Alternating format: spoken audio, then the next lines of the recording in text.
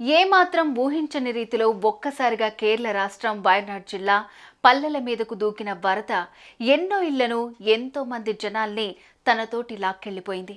అటొక్కసారిగా విరిగిపడిన కొండ చర్యలు వందలాది ఇళ్లను నేలమట్టం చేసేశాయి. ఉరకలేస్తూ ముందుకొచ్చిన వరద వేసిన మృత్యుపాసంలో ఎంతో మంది విగతజీవులైపోయారు. మొప్పాడిలో నివసించే నీతు అనే మహిళ మృత్యువును కళ్ళారా చూసింది.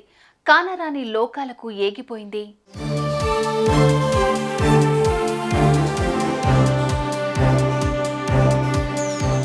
గ్రీన్ స్టేట్ కేరళలో ప్రకృతి చేసిన వికటాట్టహాసం వయనాడ్ జిల్లాను మరుభూమిలాగా మార్చేసింది. విరిగిపడిన కొండ చర్యలు వందలాది ఇళ్లను భూస్థాపితం చేశాయి. ఇప్పటిదాకా 163 మంది చనిపోయారు. మరో 200 మందికి తీవ్ర గాయాల పాలయ్యారు. ఆసుపత్రిలో చావు బతుకులతో పోరాటం చేస్తున్నారు. ఇదంతా ఒకెత్తైతే వయనాడ్ జిల్లాలోని టీ, కాఫీ తోటల్లో పనిచేసేందుకు వచ్చిన 600 మంది వలస కూలీలు ఎక్కడున్నారో, ఎక్కడ చిక్కుకుపోయారన్నది తెలియరాలేదు.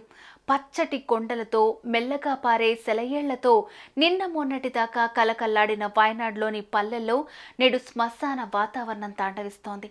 ఈ మహా విలయంలో బయటపడుతున్న ఒక్కో విషాద గాథ గుండెల్ని పిండేస్తోంది.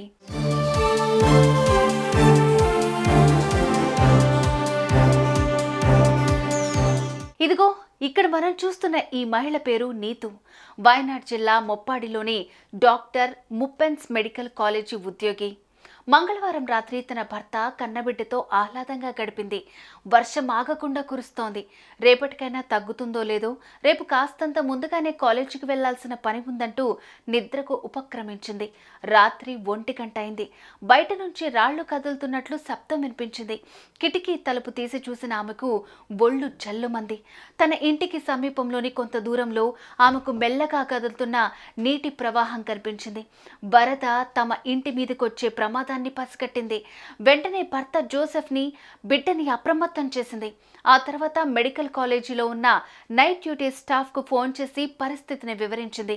అలా మాట్లాడుతున్న సమయంలోనే ఆమె ఇంటిని నీరు చుట్టుముట్టడం గమనించింది. తమ కుటుంబం ప్రమాదంలోకి వెళ్లిపోయిందని, రక్షించాలని వారిని వేడుకుంది. ఆ తర్వాత ఫోన్ కట్ అయింది.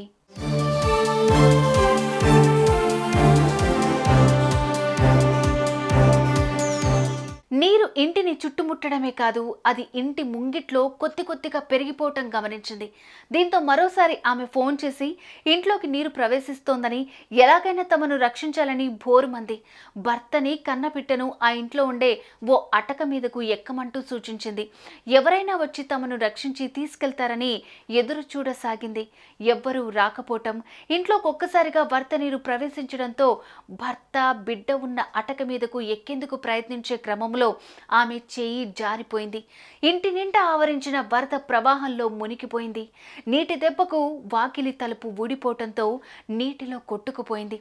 కళ్ల ముందే భార్య జలసమాధి కావటం చూసిన ఆ భర్త అల్లాడిపోయాడు.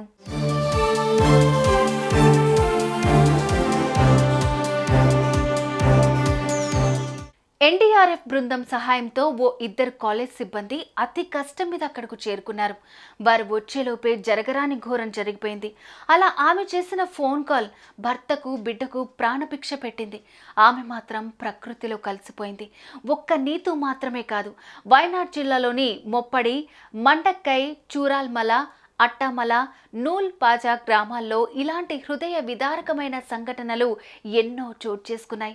సుమారు 6 ఏళ్ల క్రితం కేరళను అతలాకుతలం చేసిన వరద బీభత్సాన్ని మరోసారి గుర్తుకు తెచ్చాయి.